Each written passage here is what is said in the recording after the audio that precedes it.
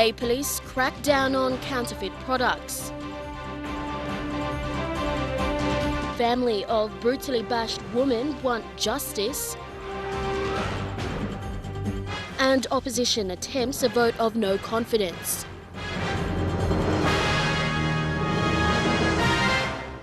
This is National EMTV News with Lorraine Genia. Good evening, great to have your company for Wednesday's news.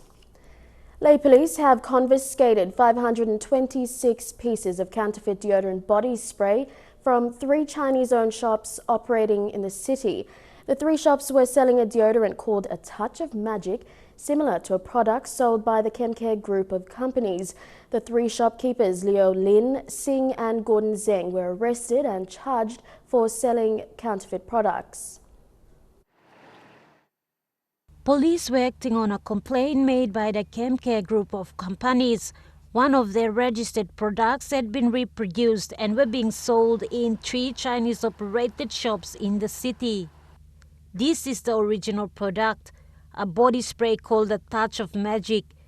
The counterfeit bears the same colors, but in the word magic, the letter A has been replaced with an O. So there are counterfeit products in the country now. On Friday, police carried out 2 searches on 2 Chinese-owned shops, Zedmat and Etadikaka Corporation along Ecops Road, and removed the counterfeit products from the shelves. More than 150 fake items were confiscated from the 2 shops. But for us here in Lay, we have confiscated those fake products there, and those 2 particular individuals have been arrested and charged. Police also have information from buyers directing them to another shop where the identified supplier, Pan PNG Trading Limited, was also selling the fake products. Police removed 381 pieces of these fake body sprays. The 526 pieces confiscated are valued at 2,000 kina. Stemming the flow of counterfeit products is a mammoth task for the customs because of the number of products coming into PNG. The 3 men, Leo Lin, Singh Zeng and Gordon Zeng, have surrendered their Chinese passports and were allowed out on a 1,000 kina bail each. They appeared in the district court today. Mata Luis, National EMTV News, Lay. Almost 2 years after successfully hosting the Melanesian Arts Festival, the National Executive Council has directed for an investigation into funds used by authorities. Sports and Tourism Minister Justin Chichenko said NEC had received and cited a report showing large sums of money allegedly abused by those managing it. Minister Chichenko made this statement following the decision to amalgamate the National Cultural Commission with the National Museum and Art Gallery. Rumours of gross abuse of funds in hosting the 5th Melanesian Arts and Culture Festival arose in the second half of 2014, but nothing was done. Yesterday, Minister responsible for Arts and Culture Justin Chichenko said the investigation is a NEC decision to account for the allocated funds. We're talking a lot of money here for a festival that should have cost half that price. So it will be an investigative team put in place to fully investigate the circumstances of all the expenditure and the running of the Melanesian Arts Festival. Minister Chichenko made it clear that those implicated will be held responsible. In the meantime, the National Executive Council has revoked the decision for the reappointment of Dr. Jacob Simet as the Director and Chairman of the Cultural Commission. He's done his best in that position, and the situation is his appointment is now being revoked. Meanwhile, Tourism Promotion Authority Officer Colin Tambari is now appointed as the Acting Executive Director for NCC for a period of 12 months. Mr. Tambari will be in charge of NCC during the transition process. I have trust that I can work with Colin, and I'm sure the Director of the Museum and the others look forward to working with Colin to make this transition as easy as possible. Minister Chichenko says a duration of 6 months is given before things are finalized and put forward for the July Parliament session. Jack Lepave Jr., National EMTV News. Ley Metropolitan Commander Anthony Ugambi says the Ley Command still needs a water police unit to assist them respond to crimes committed at sea. Currently, the command has no strategy in place and they are looking at ways to deal with this issue. Ugambi made these comments following a string of robberies committed in the city last week, where criminals escaped on boats after robbing shops. You see, now criminals, they know that on land, we will still get them. So they are escaping by sea. So our sea transport is marine transport one the area where we are lacking in. So we're looking at ways to try to counter that. We'll have to find a boat somewhere and get it out the sea so we can prevent it from happening. But by land, they know that we are everywhere now, so we are always strategize. If they escape by land, we will still get them. Only way by Solvarano. Teachers at Huonville Primary in Ley have revealed that over 200 students are yet to receive their grade 8 certificates. Head teacher Ban Kawage has confirmed that the Provincial Education Office has not delivered certificates after students graduated last December. Grade 8 students from the school have been waiting for a response from their school administration as to when they will be awarded certificates. The cause of the delay known by the school administration is a wrong signature placed on all certificates. Teachers have since been advising students to check with the school every week. Head teacher Ban Kawage admits there have been several cases where students' parents came queuing up in front of his office demanding their children's certificates. Parents are frustrated, saying that we are waiting too long. And from my end, I am pressed by the parents, and I wish people up there to speed up the process in order to get the certificate done.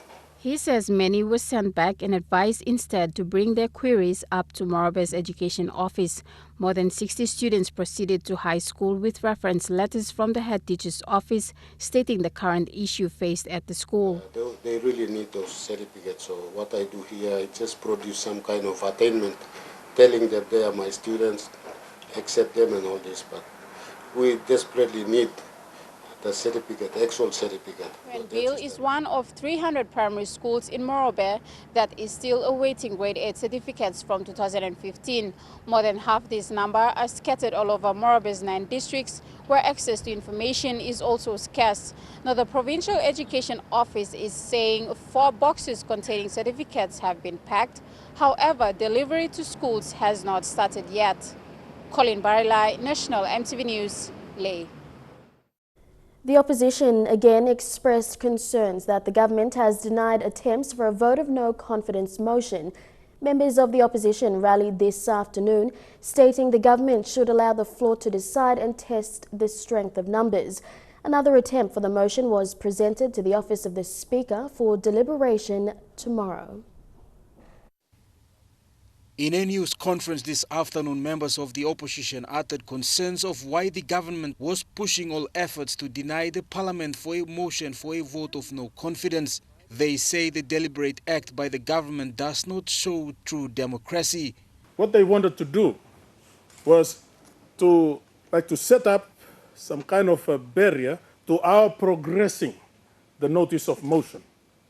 And the barrier was one of sub judice. Deputy Opposition Leader Sam Basil said a recent statement by Finance Minister James Marape must be retrieved because Mr. Basil did not forge the signature for East Sepik Governor Sir Michael Somare in the previous motion filed to the Speaker's office. So I asked the Honourable Member from Taripori to apologize to the people of Bulolo, and I will give him a week to do so. The opposition is also concerned with how the Permanent Parliamentary Committee on Private Business is handling matters to carry out a motion and challenge the ruling government. When we examine the document closely, we realize that it wasn't a government action in totality as a coalition, but rather it was a one-party move against the opposition to stop this vote of no confidence. And I believe that it is the first time that the committee has gone down that far. I wish that in the future the committee shouldn't go that far. Opposition leader Don Polia says if all process is followed, let it take its course on the floor of Parliament. We are determined, we are focused, and as far as the laws are concerned, on which the opposition has moved this motion of no confidence, the motion of confidence is valid, and there is not even one justifiable single reason as to why the committee that is in session right now in meeting will disallow the motion to go before the floor of Parliament. Polly affirmed that the opposition team is intact to see what may transpire in tomorrow's Parliament session. Jack Lapave Jr., National EMTV News. Member for Day Wesley Nukuj raised a series of questions during question time in Parliament today on failed local level government elections. He also asked how LLG funds can be accessed for the people in the event of failed LLG elections. Minister for Provincial and Local Level Governments and Deputy Prime Minister Leo Dion was present to respond to the questions. We cannot access them because there's no clear directive. The member for Day began by pointing out the important work done by local level government councils in the districts. Mr. Nukunj revealed that LLG elections were conducted in his electorate. However, these elections were declared void by the Electoral Commission. Up till now, those who claim to have been elected as councillors, they are performing the role of a councillor, so as the presidents, without any pay. How do we compensate those people who are performing the role of a councillor in the electorate? Minister for Provincial and Local Level Governments and Deputy Prime Minister Leo Dion said that elections were failed when the Electoral Commission says so, and those elected at the time simply cannot function. Mr. Nukunj also asked about the LLG SIP funds that cannot be accessed in the absence of the LLGs. Regarding supplementary elections for LLGs, the member for Day demanded to know when this would be held given the limited time left before the next national general election. Mr. Dion urged all provincial governments that have failed LLG elections to step in by way of funding and assist hold successful by-elections. Deli Waigeno, National EMTV News. Among stories after the break, the family of a battered woman whose pictures appeared on social media is now seeking justice. Stay with us.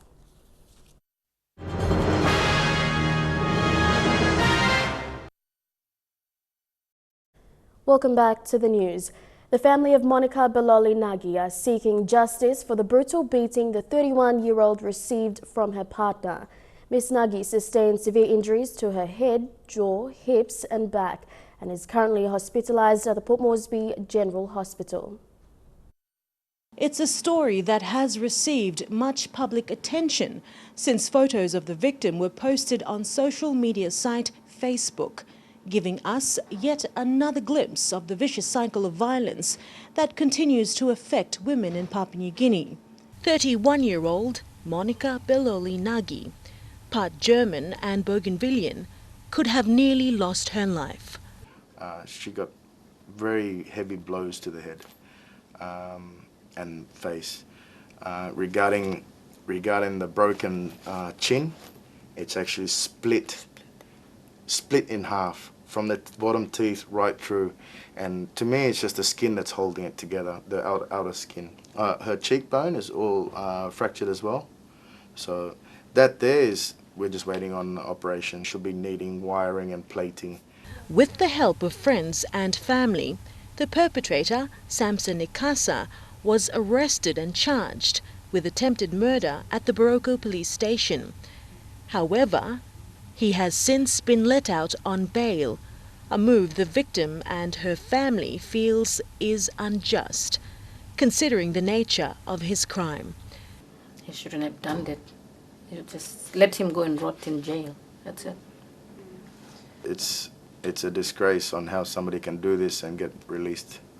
As I said to you earlier, the family is distraught to them, how they're letting a criminal like this come out, especially after what he's done. To me, he's not a man, and I can say that for a fact. Like, if he's a real man, he'll come up to me now and try and do the same to me. The family have lodged an interim protective order against Ikasa and are standing by Monica to see justice served on her attacker. Sasha Silovo, National EMTV News. Access for persons with special needs in Papua New Guinea is still a worrying problem because of the lack of support. Executive members of the Assemblies of Disabled Persons raised this concern, saying it's a threat to their members. Inclusion matters, access and empowerment of all people with abilities was the theme for this year's National Disabled Day, commemorated yesterday.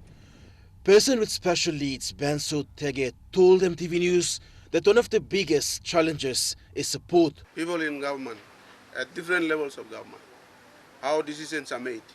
Decisions must be made in such a way that the needs of different people are catered for. Access in terms of accessing all facilities, all properties, block country, information access, access to education, access to health. Inclusion matters are a real concern for persons with special needs to participate in the mainstream. Although it has become visible with a little support by the national government, one of the biggest challenges is that infrastructure is inaccessible. Which group of people are this infrastructure going to serve? If it is to serve the human needs of people of all walks of life in Papua New Guinea, then we are being excluded.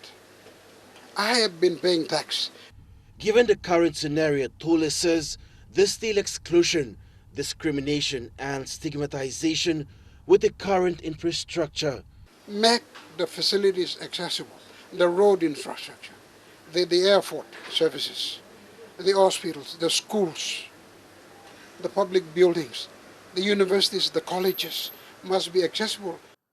Tole called on authorities to consult organizations dealing with people with special needs for their views to make Papua New Guinea a barrier-free, accessible and inclusive society. Fabian Hakelitz, National MTV News. Several court cases were deferred today because of inefficient submissions presented by lawyers. Chief Justice Sir Salamo India made the adjournment today after considering submissions at the Supreme Court. The Waigani Supreme Court has extended all three cases scheduled for proceedings today. In the case of the National Housing Corporation against PNG's services relating to home ownership, both parties appeared for mention. The case was adjourned to April 8.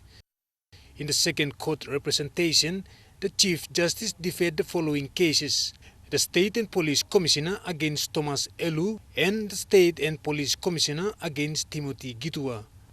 After cross-examining submissions filed by counsels of both the appellant and defendant, Sir Salamo vacated the order issued on March 3rd to review the previous decision made by Justice Colin McHale. He said there are two separate applications of leave that the court would consider. Both applications are specified under Section 10 and 25 of the Supreme Court Act. Under these applications, the court would consider 7 submissions filed during its hearing. Meanwhile, the court told the defense counsel to file a proper affidavit of service before the court resumes tomorrow morning. Eric Arupma, National MTV News. A community in East Sepik province decided to build classrooms for their children instead of waiting for contractors to do the job. They believe that through education they are able to improve the livelihood of the people. Our journalist Fabian Hakelitz caught up with the locals while they were busy helping out with the completion of the classrooms.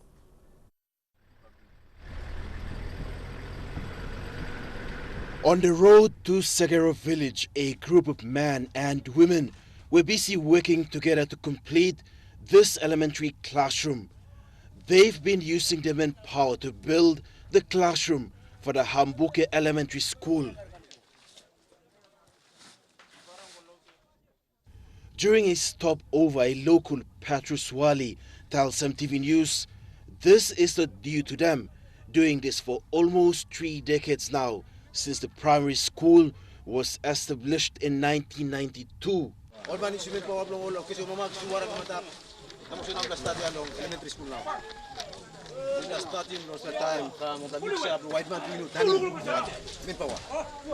I came across a mother, Carol Wasi, who was busy filling bags with gravel for the concrete's foundation.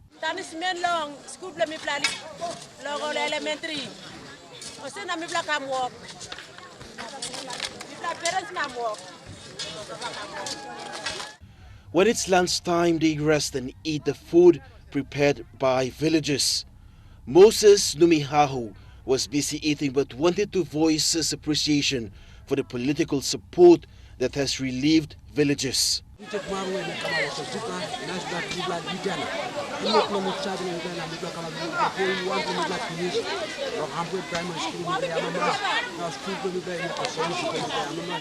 Ronald Yawiha Hambuke Primary School head teacher said that parents and citizens have been working really hard to ensure that children have a classroom to learn.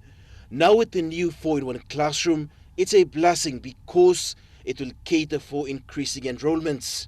What the current government is doing is not wrong, it's right. But so long as it provides the capacity to cater for all these increasing enrollment of our students. Mr. Yawi had thanked the government of the day under the leadership of Yangru Sausia MP Richard Maru for investing in education. It's very supportive in terms of infrastructure development, especially our classrooms and all this to cater for all this enrollment, and we are very thankful. Like in the past, we don't see such changes like this. This is just a story about community participation and taking ownership of projects rather than relying so much on the government for pre-handouts and assistance.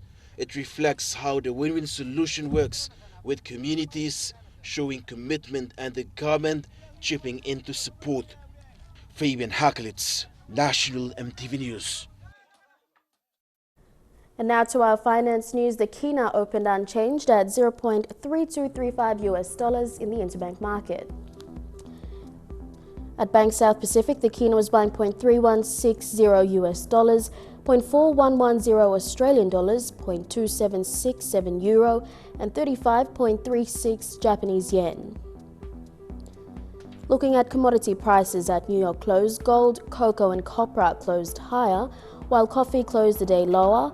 Palm oil and crude oil closed higher, while copper closed the day unchanged.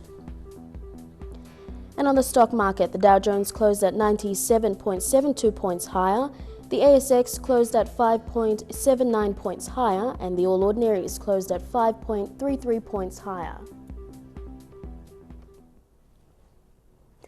The launch of the report on extractive industries and stories making headlines overseas when we come back.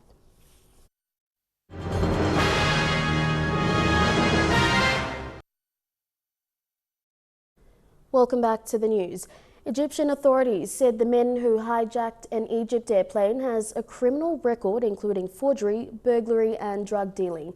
Officials described him as an unstable person, saying he held passengers and crew hostage with a fake explosive belt. For more than 5 hours, all eyes were on this plane on the tarmac at Larnaca Airport in Cyprus. EgyptAir flight MS-181 was forced to land here early Tuesday morning after taking off from Borg Al Arab Airport in Alexandria. It had been bound for Cairo until it was hijacked mid-flight. One passenger recounted the horror on that flight. One of the cabin crew also told us that we are hijacked. We were being hijacked, so yeah, and that was it. And then there was a lot of panic in the plane, and yeah. So they didn't tell us anything more. They didn't say what we want or where we're heading, nothing. That we were just kidnapped, that's it. A man, now identified as 58-year-old Saif El-Din Mustafa, seen here being checked by security at Alexandria, later demanding the plane divert to Istanbul. We got a call into our operations room from the captain that he has information about one person who's claiming to have an explosive belt and asked to divert the airplane to Istanbul or anywhere else in Europe. The captain informed him that there is not enough fuel to land in Istanbul, so they diverted to Larnaca Airport. Most of the 69 people on board were allowed off the plane shortly after it landed in Cyprus, but 7 passengers and crew were held hostage for several hours as negotiators worked for a peaceful resolution. They soon established this was not a terror attack, but Saif al-Din Mustafa's motives remained unclear. Initial reports indicated he wanted to be reunited with his ex-wife, prompting this response from the Cypriot president. Always there is a woman in But the Egyptian prime minister said he kept changing his demands. At some moments, he asked to meet with a representative of the European Union, and at other points, he asked to go to another airport, but there was nothing specific. Then, at 2:30 local time, this. More people emerge from the plane, some run. This man casually walks down the aircraft stairs, even taking time to fumble around with his bag. Then, another climbs out of the EgyptAir cockpit window to make his escape. They are met by special forces and checked for explosives. Finally, the hijacker himself surrenders to police. He's searched on the ground. The bomb it's found is a fake. So the latest on the bombings in Pakistan. 72 people died in the suspected bombings and hundreds more wounded. A young newlywed couple was among the casualties.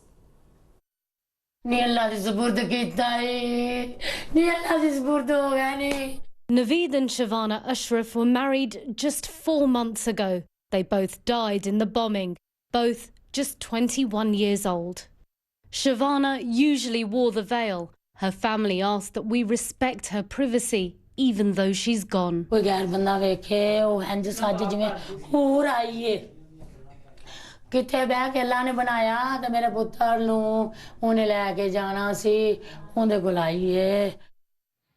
Just moments before the attack, this is now the last video taken by the Ashraf family on a day out at the amusement park. Laughter, happiness, then this.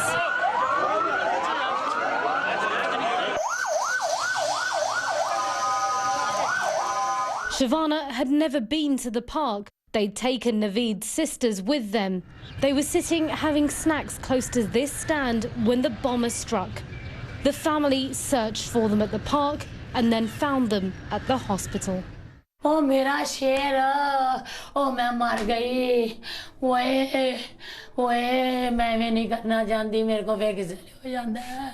Oh, mera sher edda sher, ve mere shera, ve main muh chumya, lawa lawan mera. It's too much for his sister to listen to. Her leg was injured in the bombing. Their mother, delirious. Father, resigned and unable to speak. मेरी थी खून दा प्रयास काफो बुरेदा अम्मी अम्मी वीरे दा सका पे खूना नी अम्मी भेज गया ही नी अम्मी. Naveed and Shavana died of shrapnel wounds to the head and neck. ते मेरी उम्र भी अल्लाह लावे लगदी ते नहीं जे मावा दी दुआ हुंदी जे मेरे बच्चियां नु. They were buried as soon as possible under Muslim law, first thing Monday, leaving behind a family that says a darkness has befallen them. मैं अपने पुत्र नु सीने नाल लावां दी मैं अपनी धी नु सीने नाल लावां दी हाय मेरे नाल धोखा करके ले जे संदूक च. Terror attacks on Belgium has shown the spotlight on the country's radicalisation problem. Young men recruited by extremists. Today, a family of a young man that has appeared on countless ISIS videos has spoken out for the first time. In an organisation that revels in barbarity, the hands of this man are more soaked in blood than most. Hisham Chaib, Belgian-born of Moroccan descent, praises the Brussels terror attacks and promises more to come. Chaib is a murderer of many, by beheading, crucifixion and gunshot. He ends this video warning to his country of birth by killing another man. He was someone who couldn't hurt a fly and went through life laughing. There's just disbelief, and still the family doesn't believe this could happen. The brother of a killer, Mohammed Amin Chaib, is sickened by what he cannot yet bring himself to watch, the actions of a man he no longer recognises. What good memories do you have of him when he was younger, before all this took hold? What are your memories of him as a young man, as a child? What I remember is an older brother who was always there. That's what I remember. If I had trouble, then he was there. Hisham Chaim grew up in this suburb of Antwerp in Belgium. By all accounts, a normal upbringing in a moderate Muslim family of 13. Until his family says he met people, radicals, who turned him to a view of his religion unlike that he was raised in. What his brother calls a twisted, cut-and-paste Islam. That's an Islam that they fill in according to their own interpretations, coloured by their own frustrations. 22-year-old Mohammed Amin has not seen his brother since 2013, when he left Belgium for Syria. Since Hisham Shaib's latest grotesque video, the family who disowns his actions has received threats to their own safety. With the latest video, we've had threats, hate messages. It's a major influence on our family, not just emotionally, but also out of fear. Our parents are very fearful that something might happen with their sons or daughters. The family's angst does not end with Hashim, though. Another brother, Anwar, faces charges after authorities say he too allegedly tried to go to Syria, although his lawyer says Anwar is no Hashim. My client has taken notice of the video images in which his brother is seen, and he wants to absolutely distance himself from it. He rejects the acts and the words of his brother and is shocked by what recently happened in our country. Mohammed isn't sure if he'll see his brother again, but if his brother sees this, he has a message from a family paying for the sins of a son. Hisham, think hard, because you have a family here. Your own mother thinks about you every night and cries always about you. Your father's old. He also always loves you. Think about the consequences for your family, because they're enormous. By his past actions, Mohammed Amin's plea unlikely to be heeded. Back home now, the PNG Extractive Industries Transparency Initiative report was launched today by Prime Minister Peter O'Neill together with the Treasurer and Chairman of EITI, Patrick Pride. With the aim of promoting transparency and accountability, the report highlighted several information gaps and inconsistencies in bookkeeping and payments made in the extractive industry.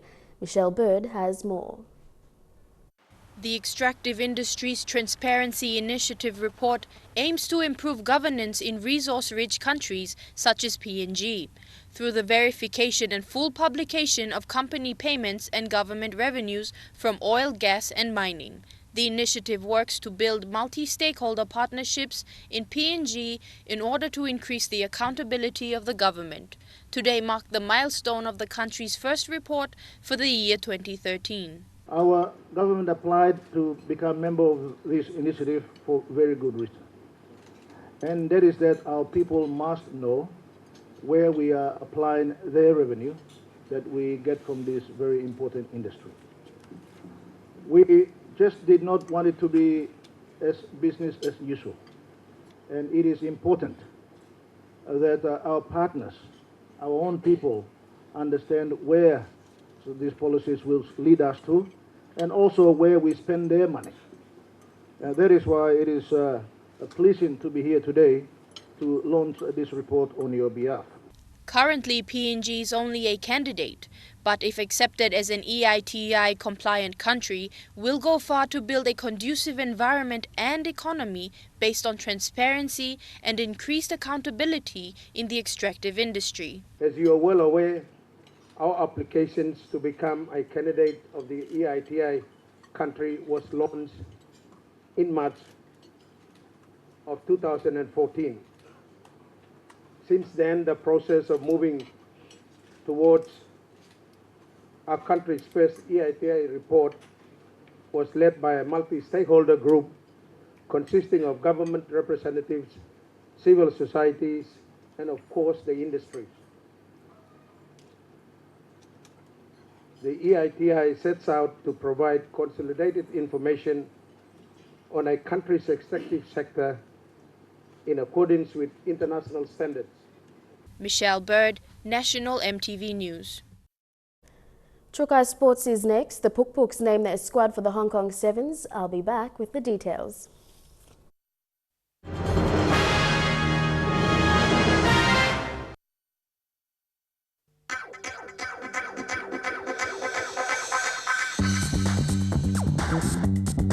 Trukai Sports.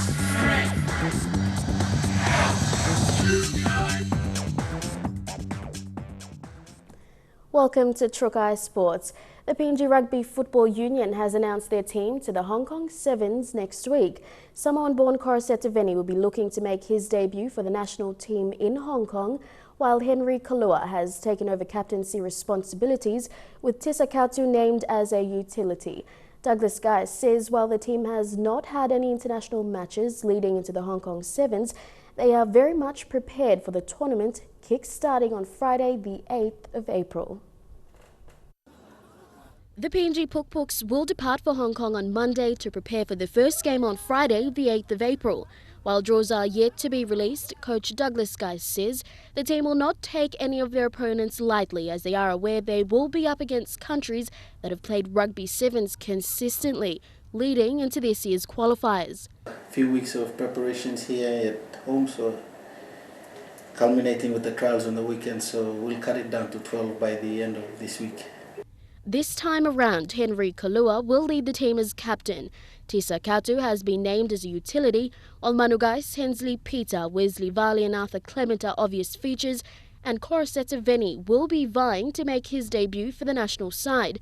William Turang is the newest inclusion, selected straight out of the Sevens program, a prospect Geis believes will be vital for the national team in the long run. Yes, Willie Tirang is a bit of a project with the Sevens program. I saw him early last year on one of my trips to Rabaul, and I saw him again during the NPC. He was a bit raw coming into the squad at the end of last year, but we worked well with him over the last few weeks, and he's really picked up in his fitness levels as well as his mainly his strength levels. So he's really earned the call up into the 15-man squad, and he'll be pushing for a spot as well in the 12. He's a good young kid. He was a standout performer for the under-20s as well in Fiji at the end of last year. While the men in red, black and gold have had very little game time internationally, the team is very much prepared for the strong competition in Hong Kong. At the moment, we've just been training here at home. As you are well aware, we do not have a major sponsor as yet, so we've just been focusing on the little things that we can focus on and control in what we have here at home, and just mainly on trial games and scrimmages over the last few weeks. So we're just going off that, but there's no excuse. Like, if you put on the national jumper, you just have to give it all you have, whatever you have. Okay, can't make any excuses at that level. And following the announcements of the PNG Pukpuks, the biggest union in the country, the Capital Rugby Union, have pledged their support backing the PNG Pukpuks in Hong Kong. Former PNG rep and CRU official Paul Joseph said it's always a big task pulling on the national jersey and performing against teams who have played consistent Rugby Sevens week in, week out. But the rugby fraternity in the nation's capital will support the team in their quest to qualify for the World Sevens Series circuit. It's always a challenge for our boys, having not played any international matches leading up to the Hong Kong Sevens. Hong Kong Sevens has always been the pinnacle of all Sevens tournaments in the world since it started back in the 70s. And the challenge is really on the boys. They've been training well. I've been watching some of the trainings, and they've been doing well. But having to go there, it's a big step up, especially against teams that have already playing consistent sevens on the World Series, and it is a big challenge. But I guess on behalf of the president, CRU president, all the clubs and all supporters, sponsors, we would like to wish the very best for Hong Kong Sevens next weekend. Trukai Sports continues after the break. Stay with us.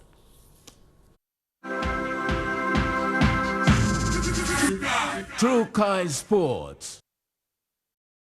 Welcome back to Trukai Sports. In basketball, the Port Moresby Basketball League opener is all set for this weekend, with games commencing on Sunday the 3rd of April at the Tarama Aquatic Centre. The first game at 3 p.m. is a grand final replay between Moniplas Tamaros and defending champions KSS Flames. Superior Coffee Saints will face Exodus at 5 p.m, while West Jokers take on the Chariots in an evening match at 7 p.m. The Hohola Off-Season Rugby League is said to be one of the toughest and biggest off-season competitions in the nation's capital. Coinciding with the competition was the annual Michael Kandu Easter Cup, which attracted 24 registered teams from various suburbs around the city that drew to a close late yesterday. The week-long competition came to a close yesterday with 4 teams contesting the plate and cup playoff. The main game of the evening saw the defending champions Freeway Bumpers in a thrilling contest to see the winner taking home the coveted Michael Kandu Easter Cup with 5,000 kina prize money. With their pride on the line, the Bumpers in red were the first to send their charges with distracting runs down in Pirates territory. And with gritted teeth, they continued attack on repeated sets. The Freeway lads crossed over for their first try with successful conversion. The pressure was mounting up on Pirates as they tried to turn defense into offense. A reckless tackle on Bumpers' prop resulted in a successful converted penalty kick to extend their lead by 8-0 at halftime. A halftime team talk and motivation from the ever-so-vocal fans proved rewarding for the Pirates as they scored to narrow the gap down to 2 points. However, the match was disrupted momentarily by match officials who had not been paid since the start of the tournament last Thursday, much to the disgust of enthusiastic fans. The game continued before a high bomb was launched by the Bumpers, only to be caught by one of their running backs, who latched on the ball to score the Freeway Bumpers' winning try. Initiator and major sponsor of the tournament, Michael Kandu, said, "The sole purpose of the event is to get the youths involved in sports and recreational activities to keep them out of bad practice. Motivate the young guys to play rugby league and keep them in the sports, and then just to discourage them away from drinking and drugs and all sort of things.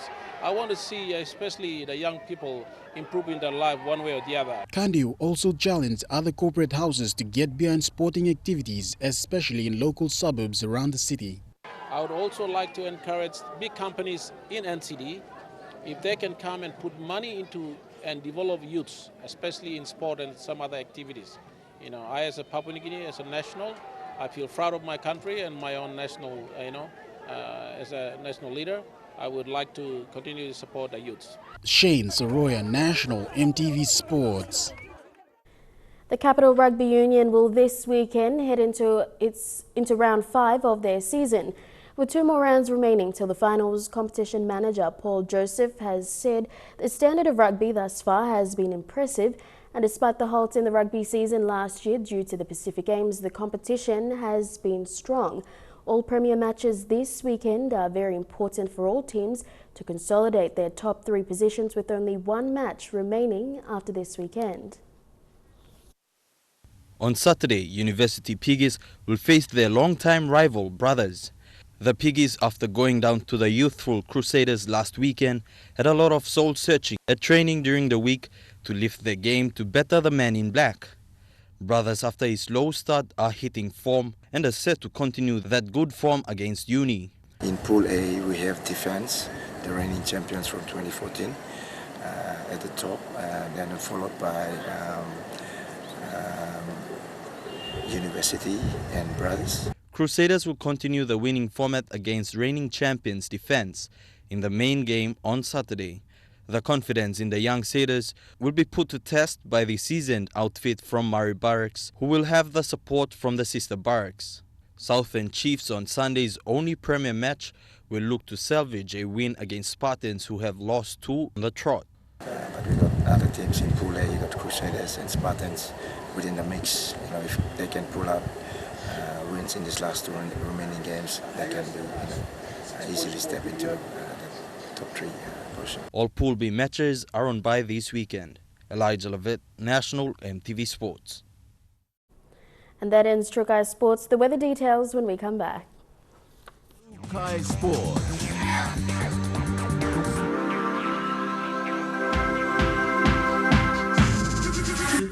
True Kai Sports.